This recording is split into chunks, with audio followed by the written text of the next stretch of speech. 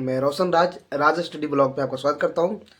तो बहुत दिनों के बाद मैं आप लोगों के बीच वापस जो है वह आया हूँ। आप जानते थे कारण कि मेरा टेक्नीशियन ग्रेड 3 का एग्ज़ाम था और मेरा जो एग्ज़ाम हुआ है वह 26 दिसंबर फर्स्ट शिफ्ट में मेरा एग्ज़ाम था और पटना सेंटर था। तो अपना ही मैंने बिहार का हूँ तो पटना ही सेंटर था, तो ज़्यादा दूर भी नहीं था।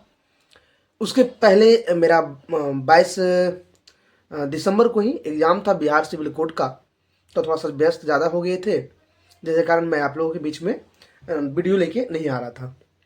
तो अब मेरे टेक्नीशियन के एग्ज़ाम हो गए हैं फाइनली, और आज जो है 28 तारीख है। मैं घर भी आ गया हूँ। एग्ज़ाम देने के बाद मैं घर आ गया था, एक दिन रेस्ट किया, कल पूरा रेस्ट किया था, फिर अब 1-2 दिन काम भी करना है। उसके बाद वापस जो है अपनी पढ़ाई के शेड्यूल में जो है अगले एग्ज़ाम के लिए लग जाना है।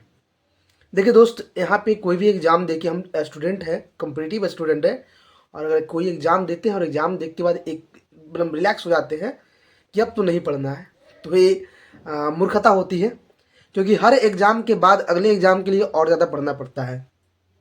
जैसे टेक्नीशियन एग्ज़ाम दे दिए, अब तो टेक्नीशियन में कुछ नहीं है, अगर आपके अच्छे नंबर हैं तो होंगे रिजल्ट, आप फाइनली होगा, नहीं अच्छे नंबर है तो नहीं होगा। तो अब मैं बताता हूँ कि मेरे जो है वह कितने अटैम्प्ट थे। तो अभी बताया मैं आपको कि 26 दिसंबर फर्स्ट शिफ्ट में मेरा एग्ज़ाम था, और पेपर अगर मैं बताऊँ ओवरऑल, तो अगर आप लोग भी ग्रेड 3 का एग्ज़ाम दिए हैं तो आप दिए होंगे तो समझ में आ रहा होगा। मैथ रीजनिंग जो था वह उसकी बात करें तो 50 तो जानते ही मैथ रीजनिंग है, वेटेज अच्छा खासा मैथ रीजनिंग का है। मेरे जो मैथ रीजनिंग के जो बनाए थे, तो पहले के क्योंकि ज़्यादा कैलकुलेटिव मैथ या रीजनिंग नहीं था, या तो वो भी कर सकते हैं प्रैक्टिस ज़्यादा था, तो मैंने मैथ रीजनिंग 50 में 50 अटैम्प्ट किए थे। मेरे पास इतने टाइम बच गए, तो 2-3 ऐसे मैथ थे जो नहीं बन रहा था, लेकिन थोड़ा सा जो समय ज़्यादा था तो समय देने पर वो भी बन गया था। तो मैथ रीजनिंग 50 में 50 अटैम्प्ट हुआ था। इसके कारण जो है और साइंस ऐसे थे, अगर कोई बोलता है कि साइंस एकदम हलवा है, तो हलवा नहीं था भाई। क्वेश्चन 10 मैंने 40 साइंस था, 40 साइंस में 15 साइंस ऐसे थे जो डायरेक्ट आप क्वेश्चन देखिए आंसर समझ में आ रहा था, लेकिन बाकी ऐसे साइंस थे जो क्वेश्चन तो पढ़ा हुआ था, लेकिन उसके ऑप्शन देखने पर जो है वह दो ऑप्शन डायरेक्ट हटा जा रहे थे कि 2 ऑप्शन आंसर नहीं होगा, और 2 ऑप्शन पे ऐसा हो रहा था कि समझ ही नहीं आ रहा था कि दोनों में से आंसर कौन है।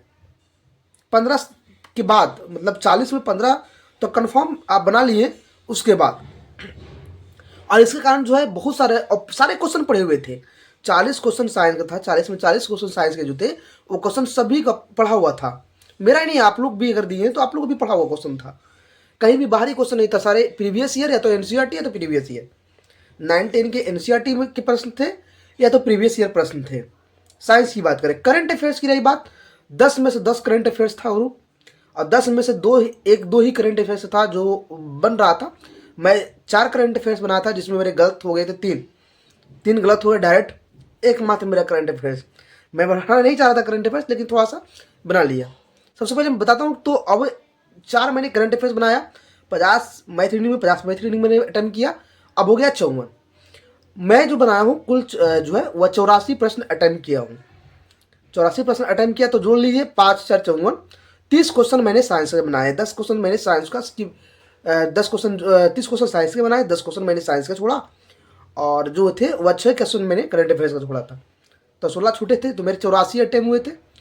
अब बात करते हैं कि मेरे अभी तक जो अनुमान है कि क्या मेरे नंबर रह सकते हैं, तो मुझे अपने अनुसार अगर लग रहा है तो 65 से 70 के बीच नंबर होना चाहिए। 65 प्लस तो होना ही चाहिए, और 70 के बीच में, 65 से 70 के बीच में।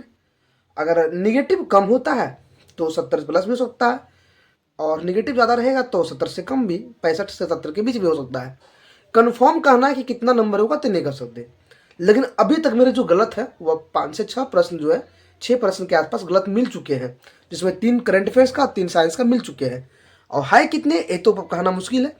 ऐसे मेरे टेक्स्ट बुक में जब मैं मॉक लगाता था, तो टेक्स्ट बुक में भी मैं भी जो है वह 82-84 अटैम्प्ट करता था, 82-83-84, तो उसमें भी मेरे जो नंबर रॉ मार्क्स जो आते थे वह 65 से 70 के बीच में ही आता था। तो इसी के अनुसार मैं बात कर रहा हूँ कि 65-70 के बीच में ही रहने वाला है, क्योंकि थोड़ा चपता था, तो यही स्थिति मेरी अभी भी है। अब बात करते हैं दोस्त कि जितने भी दोस्त थे लगभग 80 प्लस तो सारे लोग अटेम्प्ट कर रहे थे, बहुत सारे 90 प्लस भी कर रहे थे, 80 प्लस 85 प्लस 90 प्लस ए रहा था टाइम का रहा था। अब बात करते हैं दोस्त मेरा शिफ्ट क्या था। तो शिफ्ट मैथ रीडिंग का इजी भी नहीं कर सकते हैं। इजी करने का मतलब होगा आप 100 में 100 बना लीजिए और 100 में 100 सही कर दीजिए तब ना इजी। तो इजी तो नहीं था, मॉडरेट हम अपने शिफ्ट को मानते हैं। और यहाँ तक कि पूरे टेक्नीशियन का जो एग्जाम हो रहा है वो सारा शिफ्ट मॉडरेट आ रहा है, कोई भी इजी नहीं आ रहा। इजी लोग इसलिए बोल देते हैं कि 30 से 40 प्रश्न ऐसे होते हैं जो नॉर्मल रहते हैं, उसे देख कर आप इजी नहीं कर सकते। पूरे 100 में 100 प्रश्न अगर इजी है तब इजी की बात करिएगा। अरे भाई 50 मैथ रीडिंग है, 50 में 30 पैसे तो एकदम नॉर्मल इजी है, तो वो ठीक है। इजी मतलब थोड़ा सा ठीक ठाक था, तो आप इजी नहीं कर सकते हैं। तो मेरे 84 अटेम्प्ट हुए और मैं अब बात ही कर रहा हूँ कि मेरे जो रॉ मार्क्स आने वाले, उम्मीद है कि 65-70 के बीच में रॉ मार्क्स आ सकते हैं। और 65 प्लस तो रहेंगे ही, और 70 के बीच में 70 प्लस भी हो सकता है, लेकिन वो निगेटिव के पे डिपेंड करेगा कितना निगेटिव होगा। अब बात करते हैं दोस्त कि सेफ, तो अगर आपको कोई बोलता है कि टेक्नीशियन में एग्ज़ाम देने पर ग्रेड 3 का जो एग्ज़ाम है, पीसीएम की तो बात ही नहीं करें, पीसीएम क्या रहने वाला है। सेफ अगर कोई बोलता है कितना में सेफ हो जाएगा, तो भाई ये कहना बहुत ही मूर्खतापूर्ण बात होगा कि आप 70 में सेफ है, 65 में सेफ है, 68 में सेफ है, 80 में सेफ है। ये कहना थोड़ा सा मूर्खता होगा। क्यों? क्योंकि जो कट ऑफ निर्धारित होगा वो कई सारे फैक्ट पे निर्धारित होगा। जैसे आप किस कैटेगरी से हैं, आपका कौन सा जोन है, आपका ट्रेड क्या है, 3 मायने रखता है। शिफ्ट कैसा था, शिफ्ट हम बता रहे पूरा सारा जितना हो रहा सब लोग एक ही शिफ्ट रह रहा है, कोई ज़्यादा नहीं। आप देखेंगे एलपी में भी वही तरह रहा। तो हाँ, लेकिन अगर आंसर की आने के बाद, अभी हम नहीं कर सकते, आंसर की आने के बाद अगर जनरल में 70 प्लस अगर रॉ मार्क्स होते हैं तो समझिए उनके रिजल्ट होने की चांस है। ओबीसी 67 प्लस अगर मार्क्स है तो रिजल्ट होने की चांस है। ईडब्ल्यूएस 65 प्लस अगर किसी का नंबर आ रहा है, ओवर हम पहले ही बोल रहे हैं आंसर की आने के बाद की बात करें, पहले की नहीं। 65 प्लस तो हो सकता है, गारंटी नहीं ले सकते हैं। तो ओवरऑल अगर किसी के आंसर की आने के बाद 70 प्लस या 65 प्लस उन्हीं का होने वाला है, क्योंकि 1/1 रेशियो है। तो अभी तक आपको लग रहा होगा कि हम 84 बनाए, आप ही कोई कितना बनाया इतना बड़ा सही होगा। भाई आंसर की आने के बाद ही पता चलता है ओरिजिनल आपकी कितने सही है, उसके पहले आप कुछ नहीं कर सकते हैं कटअप के बारे में। लेकिन हाँ, अगर आपके दिमाग से प्रैक्टिस से 70 प्लस है तो समझिए कि होने की उम्मीद है, और या तो 65 प्लस है तो होने की उम्मीद है। कैटेगरी वाइज पहले में मैं बोल दिया 70 प्लस जनरल का कोई भी जोन रहे। अगर ट्रेड अलग बात करेंगे, वो बात करेंगे आपको आंसर के आने के बाद। ओबीसी 67 प्लस अगर आएंगे तो हो सकते हैं, ईडब्ल्यूएस 65 प्लस, एससी जो है वो 62-63 प्लस तभी हो सकते हैं, एसटी भी वही 62 प्लस। तो हो सकते हैं बोल रहे हैं, कन्फर्म तो कोई कह ही नहीं सकता है। अगर कोई टीचर कहते हैं कन्फर्म इतना प्लस होगा तो हो जाएगा, कभी नहीं भाई। किस कौन सा शिफ्ट में कैसे लड़के बैठे हैं, कैसे स्टूडेंट हैं, कितने नंबर लाए पता नहीं है। हाँ, लेकिन आंसर की के बाद पता चल जाएगा। तो अब रिलैक्स हो जाइए, अब मत देखिए इसके बारे में क्या कटअप, रोज़ दिन भर में 2 बार 3 बार देखना कटअप कितना जाएगा, मत देखिए कटअप। अब जो है, अगर आप दिए हैं टेक्नीशियन का एग्ज़ाम तो ऑलरेडी आप एलपी का भी एग्ज़ाम दिए होंगे, CBT 1 का, तो CBT 1 दिए होंगे और तो आप CBT 2 की तैयारी कीजिए।